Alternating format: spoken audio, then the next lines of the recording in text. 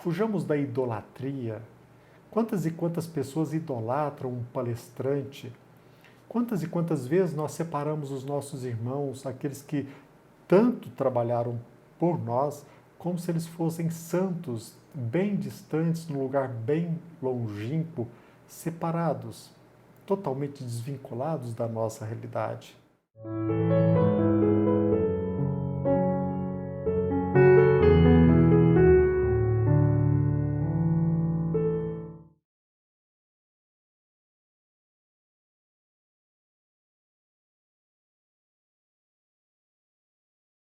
Meus irmãos, meus amigos, espero que esteja tudo bem com vocês, muita paz, que a paz de Jesus Cristo os acompanhe sempre e que as bênçãos do nosso Pai, que elas possam nos beneficiar a todos. Ou seja, que Jesus Cristo encontre guarida no coração de cada um de vocês, em nosso coração. Pão Nosso, um presente que nós recebemos de Emmanuel, pelas mãos de Chico Xavier. Uma obra que veio ao nosso encontro em 1950. Já se passou mais de 70 anos. E até hoje nós precisamos ler, principalmente hoje, detidamente, as lições que a espiritualidade compartilha. Não pensemos nós que este trabalho veio apenas das mãos de Chico Xavier, cujo autor espiritual é Emmanuel. Nós notamos que os espíritos, eles se reúnem para, através desse trabalho conjunto, nos proporcionar instrumentos para a nossa melhoria. Hoje, nós iremos falar a respeito de um tema que é indispensável que nós foquemos a nossa atenção. Penso que, principalmente em nosso país, o brasileiro, raramente, ele é convidado a se amar, a desenvolver a autoestima. Num país como o nosso, e também como ocorre em outros países, em condições indesejáveis de sobrevivência, não só do ponto de vista material, como também espiritual, nós somos tentados ou seduzidos à idolatria. Grande, ou pelo menos a maioria daqueles brasileiros, a maioria do brasileiro, ele tem ou alimenta um propósito, uma tendência de idolatrar. Qualquer pessoa que se destaque, seja em qualquer ramo do conhecimento, em qualquer tarefa, aquela pessoa que se destaca em seu talento, ela quase sempre é idolatrada. Como a dizer que nós não desfrutamos de condições para usarmos aquilo que nós herdamos do nosso pai, as nossas faculdades, o nosso potencial. Aqui, nesta lição de número 33, 33ª, intitulada Trabalhemos Também, Emmanuel nos convida a colocar em prática o nosso potencial. Emmanuel nos convida a trabalhar para que possamos descobrir todo o potencial, todos os recursos que nós temos. Nós não somos inferiores a quem quer que seja, como também não somos superiores. A igualdade material que tantos almejam, ela não será conseguida através de decretos, de ideologias. Frustrada é a pessoa que pensa que através de leis, de decreto, nós conseguiremos tornar todos iguais, porque cada um tem ou desenvolve em si a força necessária para a própria ascensão. Muitos ainda ficam à espera de que os outros resolvam seus próprios problemas. Muitos depositam no Estado a sorte da sua vida. E a doutrina espírita, Jesus Cristo, nos convida a usar os nossos recursos que nós herdamos de Deus para, trabalhando, ajudar a nós mesmos. Eu, você, todos nós desfrutamos dessas condições. O cristianismo, ele nos mostra que a idolatria é algo que é indesejável. Emmanuel, ele se apoia numa passagem ocorrida ou descrita em Atos, no capítulo 14, no versículo 15, que é importante eu compartilhar com vocês. E dizendo: varões, por que fazeis essas coisas? Nós também somos homens como vós, sujeitos às mesmas paixões. Essa passagem, repito, está em Atos capítulo 14, versículo 15. Trata-se de uma passagem em que Paulo, ele excursionava, ele levava a mensagem do Evangelho. E ele se encontrava em Icônio, ali na Ásia Menor. E naquele momento, naquela circunstância, eles falaram, eles ensinavam nas sinagogas.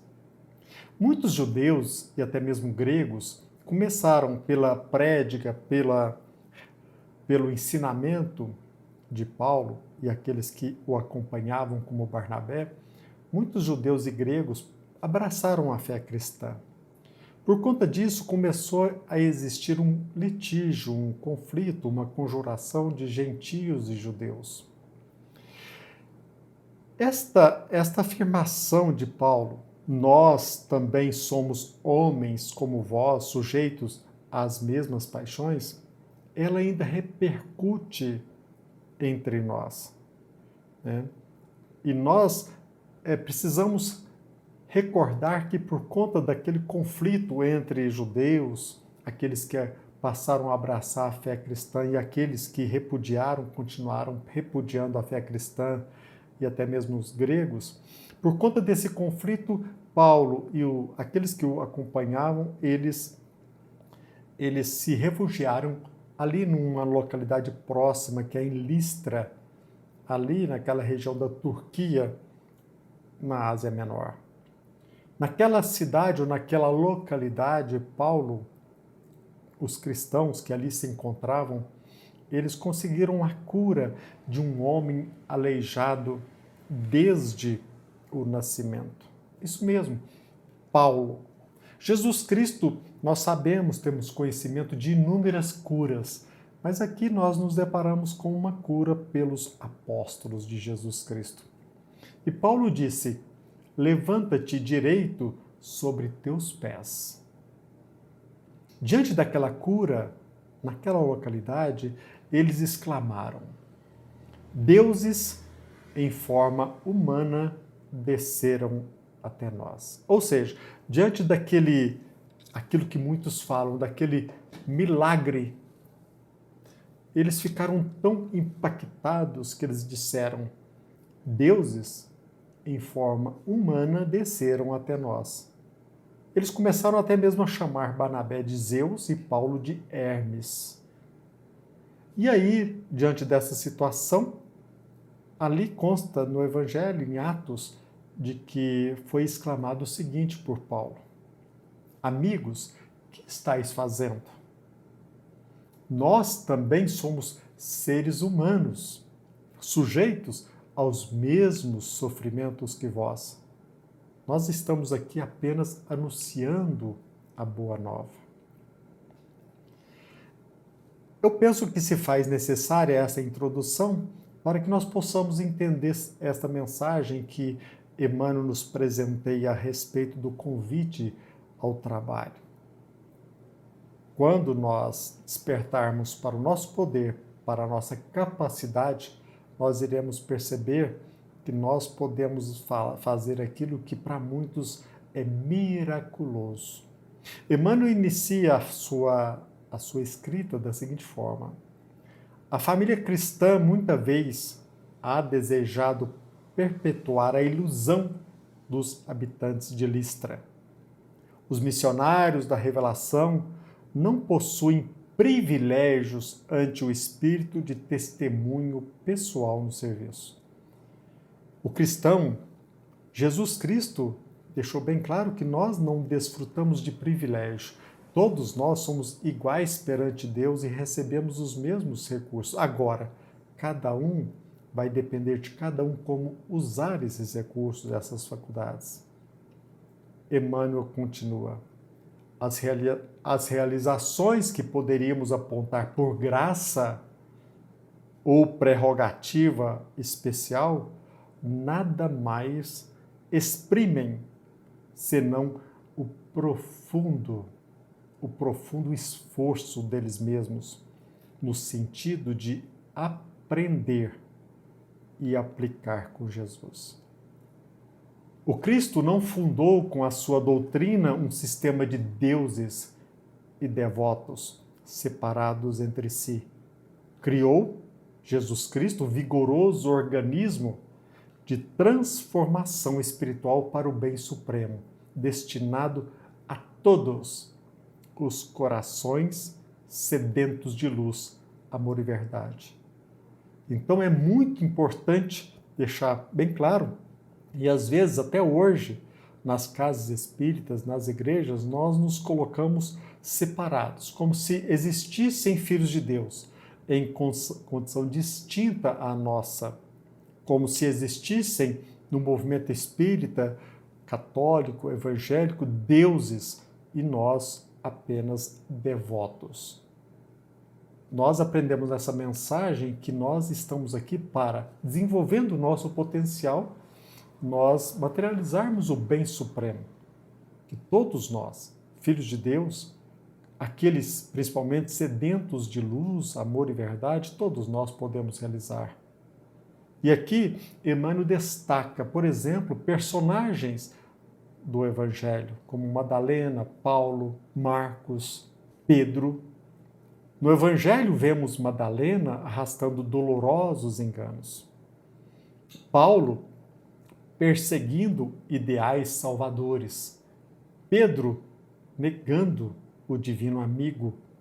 Marcos em luta com as próprias hesitações. Entretanto, ainda aí, contemplamos a filha de Magdala, renovada no caminho redentor. O grande perseguidor, convertido em arauto da Boa Nova, o discípulo frágil, conduzido à glória espiritual, e o companheiro vacilante, transformado em evangelista da humanidade inteira. Percebe, meus irmãos, que nós, com Jesus Cristo, nós entramos em contato com a nossa capacidade. Nós não podemos ficar presos àquilo que nós fizemos de errado, aos nossos equívocos no passado. Precisamos tirar o aprendizado daquilo que nós equivocamos, mas descobrir em nós os próprios potenciais. Emmanuel deixa bem claro que o cristianismo é fonte bendita de restauração da alma para Deus. O mal de muitos aprendizes procede da idolatria a que se entregam em derredor dos valorosos expoentes da fé viva que aceitam no sacrifício a verdadeira fórmula de elevação. Imaginam-nos em tronos de fantasia e se jogam-lhe aos pés, sentindo-se confundidos, inaptos e miseráveis, esquecendo que o Pai concede a todos os seus filhos as necessárias energias à vitória. Quantas pessoas se sentem inaptas, miseráveis, desprezíveis, incapazes? Isto é mentira. Todos nós desfrutamos de inúmeros recursos para alavancarmos a nossa ascensão espiritual. Emmanuel deixa bem claro que, naturalmente, todos devemos amor e respeito aos grandes vultos do caminho cristão. Todavia, por isso mesmo, não podemos esquecer que Paulo e Pedro, como tantos outros, saíram das fraquezas humanas para os dons celestiais. Não podemos esquecer que O planeta Terra, o planeta terreno é uma escola de iluminação, poder e triunfo, sempre que buscamos entender-lhe a grandiosa missão. Olha que lindo. Talvez você esteja assim surpreso, mas nós desfrutamos de poder, nós desfrutamos de luz. Precisamos acender a nossa capacidade, precisamos saber usar os nossos poderes e assim contribuir onde quer que nos encontremos. Fujamos da idolatria. Quantas e quantas pessoas idolatram um palestrante? Quantas e quantas vezes nós separamos os nossos irmãos, aqueles que tanto trabalharam por nós, como se eles fossem santos, bem distantes, num lugar bem longínquo, separados, totalmente desvinculados da nossa realidade. A diferença é que eles, humildemente, eles olharam para si mesmos, descobriram o seu poder, o poder de cada um, e colocaram em prática. Então nós não podemos fugir da nossa tarefa de trabalhar. Trabalhemos também. Que Jesus Cristo nos abençoe, nos proteja, que a paz, que a misericórdia de Deus possa nos beneficiar a todos.